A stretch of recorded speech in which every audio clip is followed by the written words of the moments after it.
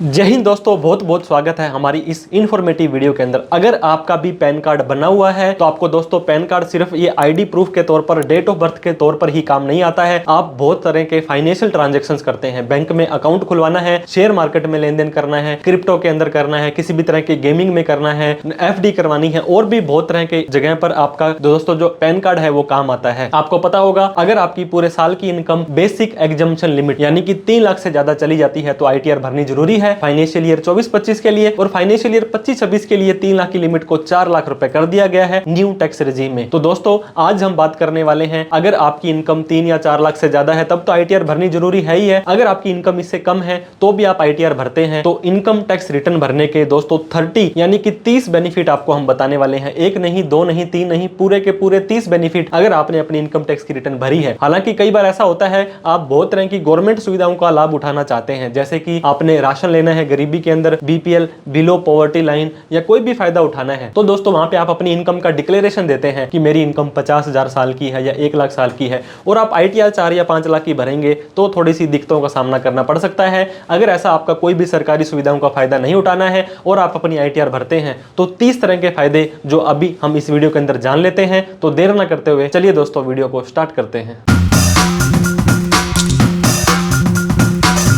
तो दोस्तों आज हम बात करने वाले हैं 30 ऐसे बेनिफिट की यानी कि फायदों की अगर आप अपनी इनकम टैक्स की रिटर्न, जिसे कि आईटीआर भी बोलते हैं, आपको सरकार को चल के बताना होता है कि मेरी इतनी इनकम है और मेरा इतना टैक्स बनता है। दोस्तों जरूरी नहीं है कि आईटीआर के माध्यम से आप टैक्स भरे जाए, क्योंकि लगभग 80 से 90% लोग अपनी आईटीआर नील की भरते हैं, मतलब कोई भी किसी भी तरह का टैक्स पे नहीं करते हैं, फिर भी उन्हें बहुत सारे बेनिफिट जो हम डिस्कस करने वाले हैं वो होते हैं, उनका फायदा वो उठाते हैं। सबसे पहले मैं बताना चाहूंगा एक व्यक्ति 5 तरह से इनकम कमा सकता है। सैलरी की इनकम या पेंशन की इनकम, इन्हें एक ही कैटेगरी में रखा गया है। इसके बाद कैपिटल गेन होता है, अगर आपने शेयर मार्केट में कोई लेन देन किया, म्यूचुअल फंड में कोई लेन देन किया या कोई भी प्रॉपर्टी वगैरह बेची तो यहाँ आ जाएगा। हाउस प्रॉपर्टी का मतलब यह है मकान या दुकान का कोई किराया आता है। बिजनेस एंड प्रोफेशन का मतलब यह है अगर आप कोई सेल करते हो, अगर आप कोई सर्विस देते हो, मतलब आप बिजनेस करते हो। इन चारों में जो नहीं आती है वो अदर सोर्स के अंदर आ जाती है, जैसे एफडी का ब्याज, कोई भी स्पेशल रेट की इनकम वगैरह है, तो आपको इस हिसाब से अपनी इनकम को दिखाना होता है। जैसे आपकी इनकम है वैसे आईटीआर का फॉर्म 1 2 3 4 5 6 7 5 6 7 तो कंपनी वगैरह के लिए आता है। आपको 1 से लेकर के 4 तक ही आईटीआर का फॉर्म भरना होता है। गवर्नमेंट ने बोला था कॉमन आईटीआर हम देंगे, पिछले 2-3 साल से इन्होंने बोला हुआ है, लेकिन अभी तक कोई भी कॉमन आईटीआर का फॉर्म नहीं आया है। आपको कंफ्यूजन वश किसी न किसी एक आईटीआर का फॉर्म को सिलेक्ट करना होता है। आईटीआर कब और कैसे भरनी चाहिए दोस्तों? 1/4/2024 से 31/3/2025 का जो फाइनेंशियल ईयर 24-25 असेसमेंट ईयर 25-26 था, इसकी आईटीआर यूजुअली तो 1 अप्रैल से स्टार्ट हो जाती है, लेकिन इस बार 1.5 महीना हो चुका है, 15 मई तक भी स्टार्ट नहीं हुई थी, तो लगभग साल खत्म होने के बाद स्टार्ट हो जाती है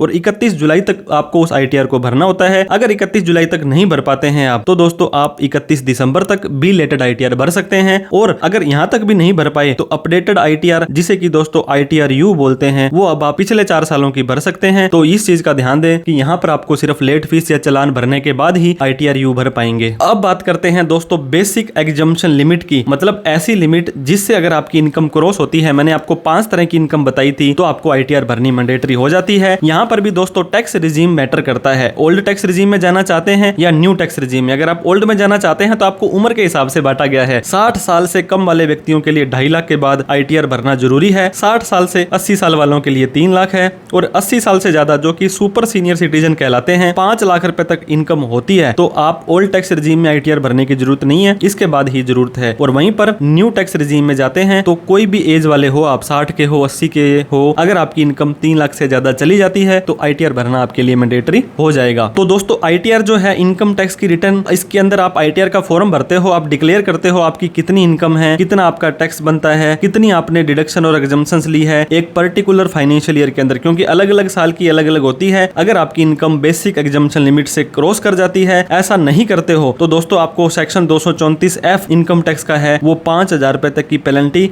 लेट फीस और उसके अलावा भी बहुत सारे नुकसान आपके हो सकते हैं। तो पहला बेनिफिट दोस्तों आपको आईटीआर भरने का होगा। किसी भी तरह का लोन, होम लोन आपने लेना है या आपने एजुकेशन लोन लेना है, बिजनेस का लोन लेना है, तो दोस्तों आपकी इनकम स्टेबिलिटी के लिए जो लोन लेने वाला है उसके लिए ये जरूरी हो जाता है कि कल को ये लोन भरेगा या नहीं भरेगा। तो आईटीआर मांगी जाती है, नॉर्मली 3 साल की आईटीआर मांगी जाती है, कई बार 2 से भी काम चल जाता है। तो दोस्तों आपने होम लोन लेना है, कार लोन, पर्सनल लोन, कोई भी लोन लेना है ये आपकी काम आने वाली है। इसके बाद क्रेडिट कार्ड दोस्तों अनसिक्योर्ड लोन होता है बिना ब्याज के। ये देखिए अनसिक्योर्ड लोन है और बिना किसी ब्याज के आपको पैसा यूज करने के लिए दिया जाता है, लेकिन आपका फाइनेंशियल बैकग्राउंड तो देखा जाएगा। क्रेडिट कार्ड का बिल आप भर पाएंगे या नहीं भर पाएंगे वो भी इनकम टैक्स की रिटर्न ही डिफाइन करती है। इसके बाद में इनकम का प्रूफ दोस्तों आय प्रमाण पत्र आपने सुना होगा। इसका टॉप एडवांटेज ये भी है अगर आप ITR भरते हो तो आपका ये इनकम प्रूफ के तौर पर काम करेगा। बहुत तरह की एनुअल इन्फॉर्मेशन इनकम आपको देनी होती है। मान लीजिए कि स्कूल वगैरह में देनी है या कहीं पर भी आपने देनी है तो आपने कितना टैक्स पेड किया, कितनी अपनी इनकम दिखाई। जैसे कि मान लीजिए आपको कोर्ट के अंदर कोई प्रूफ देना है कि मेरी इतनी इनकम है, तो ये इनकम के प्रूफ के तौर पर ITR कंप्यूटेशन बैलेंस शीट बहुत ज्यादा काम आती है। एड्रेस के प्रूफ पर दोस्तों जब भी आप ITR भरते हैं तो उसके अंदर एक एड्रेस भी लिखा होता है और 143(1) के अंदर जब आपका इंटीमेशन आता है जिसे कि असेसमेंट बोलते हैं उसके अंदर भी आपका एड्रेस लिखा आता है। तो अगर आप लगातार ITR भर रहे हैं तो ये आप वैलिड प्रूफ ऑफ रेजिडेंस जब आप अपना आधार या आप अपना पासपोर्ट अप्लाई करते हैं तो वहां पर भी काम आता है। इसके अलावा दोस्तों Australia, Canada, New Zealand, UK, USA, Schengen, Germany, Japan, बहुत तरह की ऐसी कंट्रियां होती हैं जहां पर अगर आप जाना चाहते हैं, चाहे आप घूमने के लिए टूरिस्ट जाएं, वर्क के लिए जाएं, किसी भी पर्पज के लिए जाएं, आपको अपनी ITR दिखानी होती है। तो ये आपका टैक्स का स्टेटस बताती है ये, और इंटरनेशनल एम्बेसी जो होती है वो इससे डिसाइड करती हैं कि आपको वीजा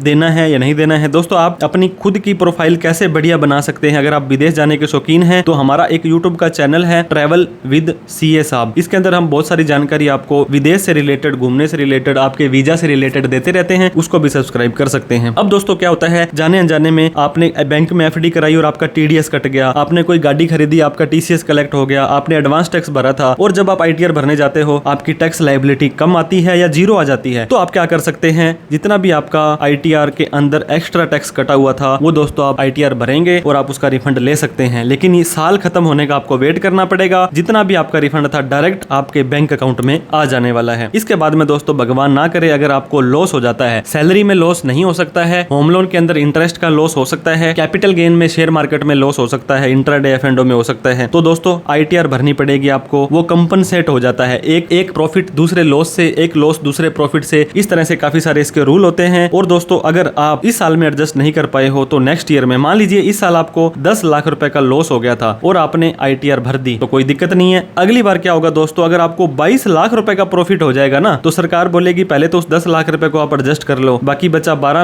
लाख रुपए तक आपका वैसे ही माफ है, तो आपका टैक्स जीरो हो जाएगा। तो दोस्तों बहुत सारे जो साल के अंदर, तो जैसे इंट्राडे के अंदर तो 4 साल तक आप आगे लेके जा सकते हो, F&O, फ्यूचर एंड ऑप्शन, या आप लॉन्ग टर्म शॉर्ट टर्म को अगले 8 सालों तक लेकर के जा सकते हो। ITR के अंदर दोस्तों एक और बेनिफिट है परजम्पटिव टैक्सेशन, जिसे कि लमसम या उक्का मुक्का बोलते हैं। आपको किसी भी तरह के बुक्स ऑफ अकाउंट, बही खाते नहीं बनाने पड़ेंगे। तो इसके अंदर दोस्तों अगर आप सेल करते हो और आपकी सेल आती है कैश के अंदर तो आप अपनी सेल का नेट प्रॉफिट 8% दिखा दो, ऑनलाइन आती है तो 6% दिखा दो, और अगर आप एक सर्विस प्रोवाइडर हो जैसे कि डॉक्टर, इंजीनियरिंग, चार्टर्ड अकाउंटेंट हो, सेक्शन 44ADA लागू होता है तो आप अपनी रिसीट का 50% नेट प्रॉफिट दिखा दो और आपको कोई बुक्स ऑफ अकाउंट, कोई झंझट, कोई इनकम टैक्स वाले आपको कुछ नहीं पूछने वाले हैं। Protection against black money. Black money क्या होती है दोस्तों, काला धन, जिसे कि अनअकाउंटेड मनी बोलते हैं, जिसका आप ऑनलाइन लेन देन नहीं दिखाते हो। तो गवर्नमेंट ने दोस्तों बहुत कदम उठाए हैं ब्लैक मनी को रोकने के लिए। आपको पता होगा एनुअल इनकम टैक्स रिटर्न जो 2011-12 से काफी सारे टैक्स पेयर्स के लिए कंपलसरी कर दी थी, जिनकी फॉरेन के अंदर कोई एसेट वगैरह है। तो दोस्तों अगर आप ITR भरी होगी, आपने सुना होगा कि मेरी ये पूंजी है, ये मेरी कैपिटल है, मेरा 1 नंबर का पैसा है, तो अगर आप ITR भरते हैं तो 1 नंबर का पैसा शो हो जाता है। इसके बाद अवॉइड पेनल्टीज। मैंने आपको बताया जब ITR भरनी ही भरनी है तो उसे टाइम से क्यों ना भर दिया जाए। दोस्तों अगर आप स्टार्टिंग के अंदर, हमने बताया था कि अगर आप इसको ITR को नहीं भरते हो तो आपको पेनल्टीज देनी पड़ती है। अगर आपकी इनकम 3 लाख रुपए तक है तो कोई पेनल्टी नहीं है, लेकिन 3 लाख से 5 लाख तक अगर आपकी इनकम आ जाती है तो 1000 की पेनल्टी है, और 5 लाख से ऊपर इनकम चली जाती है तो 5000 रुपए की लेट फीस देनी पड़ेगी।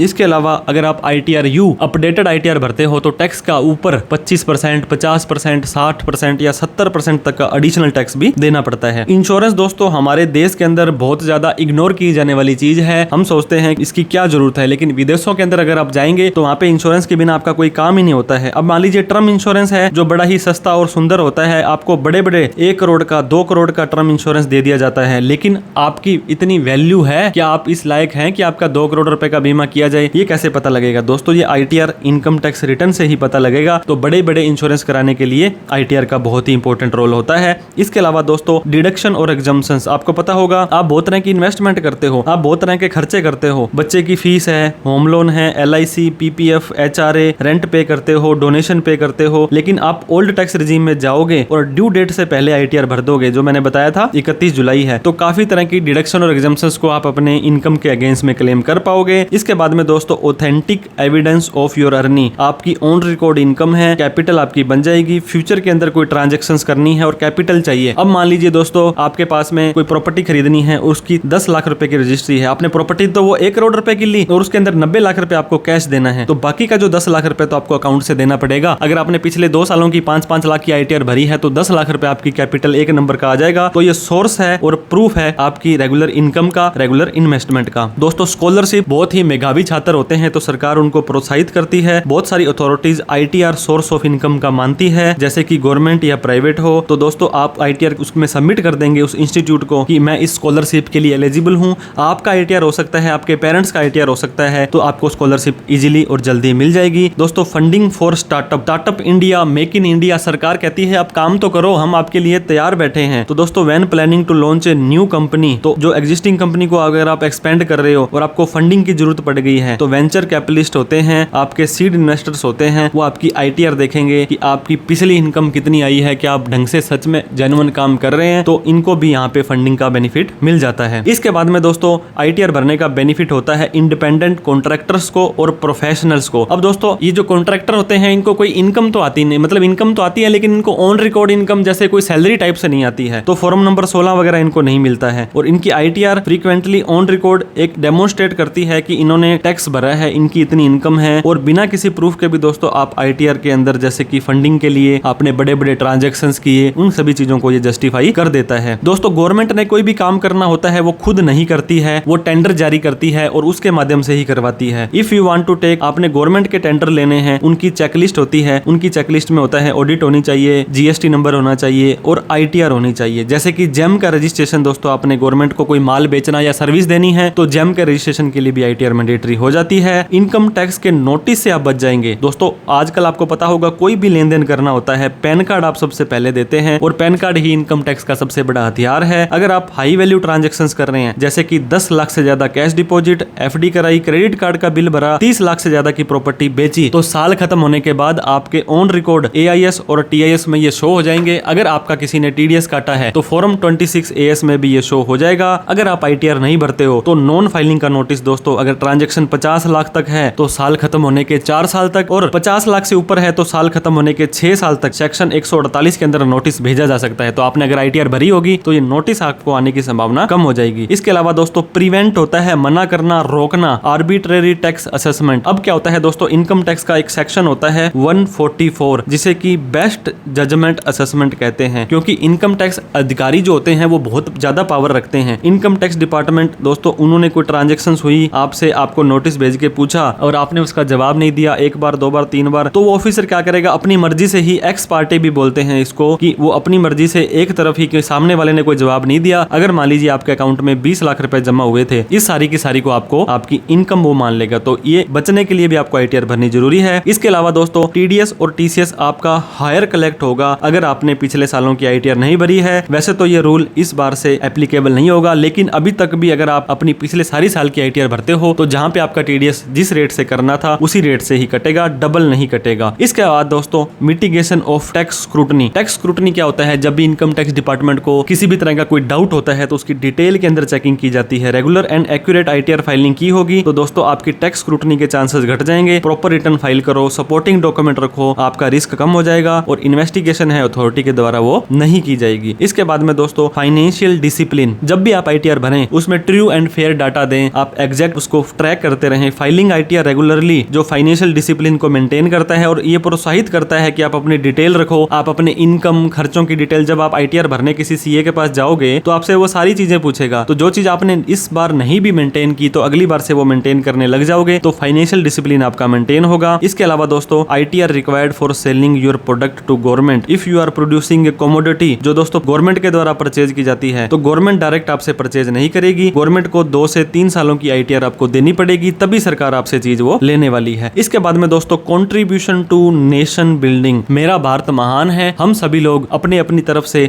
देश के अंदर बहुत ज्यादा कंट्रीब्यूट करते हैं, लेकिन जो भी टैक्स आप भरते हैं दोस्तों वो सरकार की इनकम होती है और सरकार को बहुत सारे खर्चे करने होते हैं। मैं ऐसे नहीं कहता हूं कि सारा का सारा पैसा ही आपका यूटिलाइज होता है, क्योंकि जो मेन जड़ होती है जहां से नेता लोग आपको बजट पास करते हैं या टेंडर देते हैं वो ऐसे नहीं मिलते हैं। तो आप कंट्रीब्यूट तो कर रहे हो लेकिन आपको रोड भी, रेल भी, ट्रांसपोर्ट भी, हॉस्पिटल भी, स्कूल भी, मिलिट्री भी, सारा कुछ मिल रहा है, लेकिन फिर भी इस चीज का ज्यादा से ज्यादा यूटिलाइजेशन, ट्रांसपेरेंसी होनी बहुत ही जरूरी है। टीडीएस ऑन कैश, कैश एक हर घर में यूज होने वाली चीज है। सेक्शन 194(n) बोलता है अगर आपने पिछले 3 साल की आईटीआर नहीं भरी है और 20 लाख से ज्यादा का नगद निकालते हो तो दोस्तों 2% का टीडीएस आपका काटा जाएगा। मान लीजिए आपने 25 लाख रुपए एक साल में नगद निकाल लिए तो 20 लाख के बाद वाला जो 5 लाख था इसके ऊपर आपका 2% यानी कि 10,000 रुपए टीडीएस काट लिया जाएगा, फिर आपको आईटीआर भरनी पड़ेगी। तो इससे अच्छा पहले ही 3 साल की आईटीआर भरी होगी तो आपका दोस्तों टीडीएस भी नहीं काटे जाने वाला है। फाइनेंशियल्स रेपुटेशन आपकी बिल्ड करता है, जनरेट करता है दोस्तों, बूस्ट करता है आपकी फाइनेंशियल क्रेडिबिलिटी। अगर आप किसी को, बैंक वाले को, किसी भी थर्ड पार्टी को दिखाते हो ये देखिए जी मेरी आईटीआर है, इंस्टीट्यूट्स को, अथॉरिटीज को, बैंक को, सोसाइटी को, तो ये बहुत बढ़िया सिग्नल होता है कि ये बंदा वास्तव में रूल रेगुलेशंस को फॉलो कर रहा है और इस चीज को हमें अप्रिशिएट करना चाहिए। क्रॉस वेरिफिकेशन ऑफ इनकम, दोस्तों आपकी मान लीजिए सैलरी की इनकम आ रही है और आपको 1 लाख रुपए महीना मिलता है तो 12 महीने की आपकी 12 लाख रुपए हो गई। आपको आईटीआर भरनी तो वैसे भी मैंडेटरी है लेकिन एफडी का ब्याज है, सेविंग का ब्याज है, फॉर्म 16 है, कोई भी इनकम है, टीडीएस है, हाई वैल्यू ट्रांजैक्शंस है, कैश डिपॉजिट, क्रेडिट कार्ड, आपके कई बार किसी और का डाटा शो हो जाता है क्योंकि वहां भी तो इंसान ही बैठे हैं ना। एक मिस्टर ए का डाटा मिस्टर बी के चढ़ा दिया, मिस्टर बी का डाटा मिस्टर सी के चढ़ा दिया, तब भी दिक्कतों का सामना करना पड़ता है। अब दोस्तों मैं एक एग्जांपल देना आपको चाह रहा था।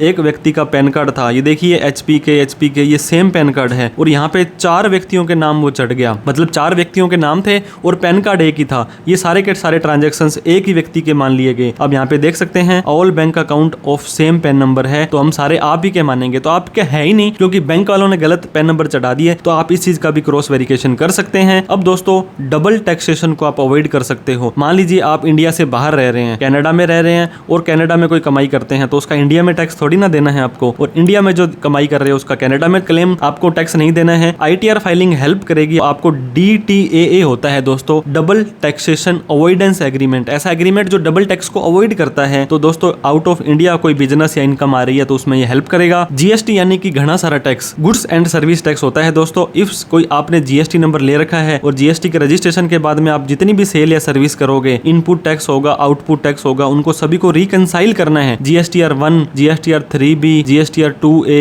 जीएसटीआर 2B, जीएसटीआर 9, बहुत तरह की रिटर्न्स होती है ताकि इनकम टैक्स डिपार्टमेंट और जीएसटी डिपार्टमेंट आपस में डाटा चेंज करें तो आपको किसी भी तरह की दिक्कतों का सामना ना करना पड़े। दोस्तों भगवान ना करे, आजकल के रिश्ते आपको पता होगा कैसे चलते हैं, तो आईटीआर एक इनकम का प्रूफ माना जाएगा। अगर आपका कोई भी डिवोर्स का केस चलता है, एलिमोनी डिसाइड होनी है, बैलेंस शीट वगैरह से आपके संपत्तियों का विभाजन होगा तो ये डेटा मेंटेन होगा तो आपको कोई दिक्कत नहीं आएगी। दोस्तों आपको एक एडवाइस देना चाहूंगा, साल खत्म होने के बाद AIS, TIS और 26 जरूर चेक करें। आप अपना एक पर्सनल CA जरूर रखें जो आपको टाइम टाइम पे गाइड करते रहें। आपके कोई पर्सनल CA नहीं है तो आप हमारे दिए गए नंबर पर कॉल, मैसेज, व्हाट्सएप कर सकते हो। वीडियो अच्छी लगी है तो लाइक करें, अभी तक हमें सब्सक्राइब नहीं किया तो प्लीज सब्सक्राइब करके ये वीडियो उन सभी लोगों में शेयर जरूर कर दें जो कहते हैं कि आईटीआर भरने का क्या फायदा होता है। दोस्तों इसके अलावा आपने कोई भी गवर्नमेंट की सुविधा का लाभ उठाना है तो वहां पे आपके रूल बदल सकते हैं क्योंकि एक तरफ आप वहां पे गरीब दिखा रहे हो, एक तरफ आप आईटीआर भर रहे हो। कोई डाउट, क्वेरी, क्वेश्चन हो तो कमेंट करें। Thank you so much for watching this video. जय हिंद, जय भारत।